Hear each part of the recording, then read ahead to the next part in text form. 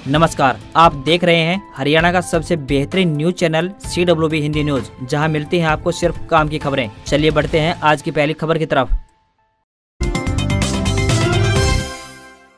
हरियाणा में अब 10 साल से पुराने डीजल वाहन और 15 साल से पुराने पेट्रोल वाहनों पर प्रतिबंध का 1 अप्रैल से सख्ती से लागू होगा। हरियाणा के मुख्यमंत्री मनोहर लाल खट्टर ने रविवार को इस फैसले के बारे में बताया। सीएम मनोहर लाल खट्टर ने कहा कि पहले चरण में गुरुग्राम में 10 साल से पुराने डीजल वाहन और 15 साल से पुराने पेट्रोल वाहनों को सड़कों से हटाया जाएगा। वहीं इस श्रेणी में आने वाले ऑटो चालकों को अपने ऑटो बदलने के लिए पर्याप्त समय दिया जाएगा।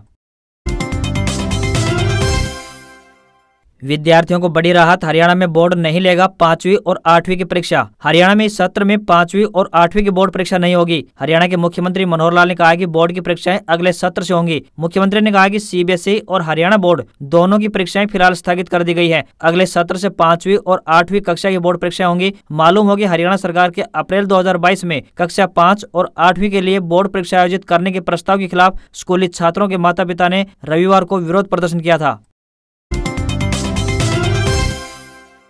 हरियाणा मौसम अपडेट। हवा के साथ मौसम ने बदली करवट। 23 फरवरी तक उत्तरी हरियाणा में बूंदाबांदी के आसार। प्रदेश में पिछले कुछ दिनों से तापमान में जरूर इजाफा हो गया हो, मगर अब फिर से मौसम परिवर्तित दिखाई दे रहा है। चौधरी चरण सिंह हरियाणा कृषि विश्वविद्यालय के कृषि मौसम विज्ञान विभाग ने बताया कि राज्य में 24 फरवरी तक मौसम आमतौर पर परिवर्तनशील रहने की संभावना है। पश्चिमी विक्षोभ के आंशिक प्रभाव से 21 फरवरी से 23 फरवरी के बीच राज्य के पश्चिम व दक्षिण क्षेत्रों में आंशिक बादलवाई व मध्यम गति से हवा चलने की संभावना है। उत्तरी हरियाणा में कुछ एक स्थानों पर गरज व चमक के साथ छिटपुट बूंदाबांदी की संभावना व्यक्त की जा रही है।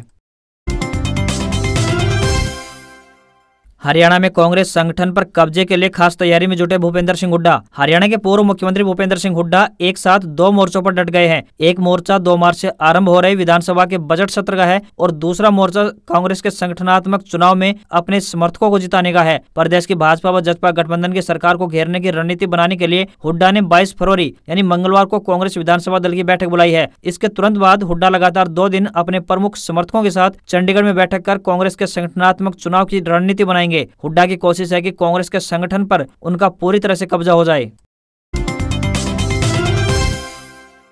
हरियाणा कृषि मंत्री JP दलाल बोले, कृषि के लिए बजट में होगा विशेष प्रावधान, सिंचाई बिजली पर रहेगा फोकस। कृषि मंत्री JP दलाल ने कहा है कि कृषि से जुड़े सिंचाई, बिजली एवं पशुपालन पर फोकस किया जाएगा। किसानों को ज्यादा से ज्यादा सुविधाएं प्रदान की जाएंगी। प्रदेश सरकार न्यूनतम समर्थन मूल्य पर सबसे ज्यादा फसलें खरीदती है। ड्रिप सिंचाई पद्धति पर सबसे ज्यादा सब्सिडी भी हरियाणा में ही दी जाती है। मंडियों के निर्माण में भी प्रदेश सबसे आगे रहा है। पंचायत चुनाव न होने तक विकास कार्यों के लिए गांव में बनेगी कमेटियां। मुख्यमंत्री मनोहर लाल ने बताया कि इससे गांव में विकास कार्य भी प्रभावित नहीं होंगे और जनप्रतिनिधियों की मांगों की सुनवाई हो सकेगी। इसके साथ साथ ग्राम सभा की बैठकें भी नियमित रूप से होंगी। मुख्यमंत्री सोमवार को ग्रामीण विकास व पंचायती राज संस्थाओं से जुड़े प्रतिनिधियों व अधिकारियों के साथ बजट पूर्व चर्चा में बोल रहे थे। हिसार से हरिद्वार के लिए दौड़ेगी बस, रूट और टाइमिंग निर्धारित। पानीपत डिपो की पहल सुबह 5 बजे चलकर दोपहर 3 बजे पहुंचेगी। हरियाणा के हिसार जिले से हरिद्वार के लिए बस शुरू की गई है। पानीपत डिपो की पहल से हिसार की जनता को पहली बार यह सौगात मिली है। पानीपत रोडवेज डिपो की बस संख्या HR 67A9314 हिसार से हरिद्वार को जाएगी। पानीपत डिपो की बस सुबह 5 बजे हिसार डिपो से रवाना होगी। हांसी, नारनौल, जींद होते हुए सुबह 9 बजे पानीपत पहुंचेगी। पानीपत से 9:15 पर चलेगी और शामली, मुजफ्फरनगर, रुड़की होते हुए दोपहर 3 बजे हरिद्वार पहुंचेगी। राजस्थान में बारिश और धूलभरी आंधी का अलर्ट। गंगानगर, हनुमानगढ़, चूरू क्षेत्र में कल से बारिश। बीकानेर, जैसलमेर, जोधपुर क्षेत्र में आंधी के आसार। राजस्थान में मंगलवार से मौसम बदल सकता है। उत्तरी इलाके में जहां बादल छाने के साथ साथ कहीं कहीं बारिश हो सकती है, वहीं पश्चिमी राजस्थान के बीकानेर, जोधपुर संभाग के जिलों में धूलभरी आंधी चलने की भी आशंका व्यक्त की जा रही है। मौसम विभाग ने बताया कि पाकिस्तान की तरफ से आने वाली तेज हवाओं के कारण पश्चिमी राजस्थान में धूलभरी आंधी चलेगी। हल्के बादल भी छाए रह सकते हैं। जोधपुर, जैसलमेर, बीकानेर क्षेत्र में 25 से 35 किलोमीटर की गति से तेज आंधी चल सकती है। वहीं गंगानगर, हनुमानगढ़ बेल्ट में उत्तर भारत में सक्रिय हुए पश्चिमी विक्षोभ के कारण बादल छाने के साथ साथ कहीं कहीं हल्की बारिश या फिर बूंदाबांदी के आसार हो सकते हैं। इसके अलावा शेष राज्य में मौसम पूरी तरह से साफ रहेगा।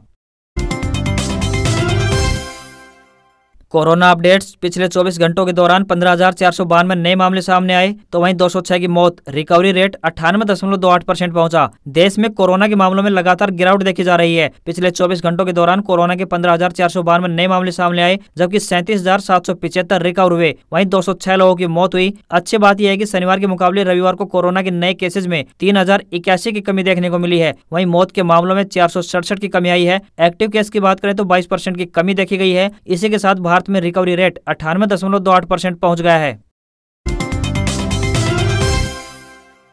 फाइनेंशियल एक्शन टास्क फोर्स यानी FATF की प्लेनरी सेशन की मीटिंग 21 फरवरी यानी आज से प्रारंभ होने जा रही है। इस दौरान भारत समेत दुनिया भर की नजर पाकिस्तान के ब्लैक लिस्ट होने पर रहेगी। पाकिस्तान अभी FATF की ग्रे लिस्ट में शामिल है। पाकिस्तान पर UN से घोषित आतंकियों पर कार्रवाई नहीं करने और टेरर फंडिंग का आरोप लगा है। FATF की ओर से ब्लैक लिस्ट होने पर पाकिस्तान एक एक पैसे का मोहताज हो सकता है, क्योंकि पाकिस्तान को किसी भी फाइनेंशियल बॉडी से आर्थिक मदद नहीं मिलेगी। इससे उसकी अर्थव्यवस्था तबाही के कगार पर पहुंच सकती है।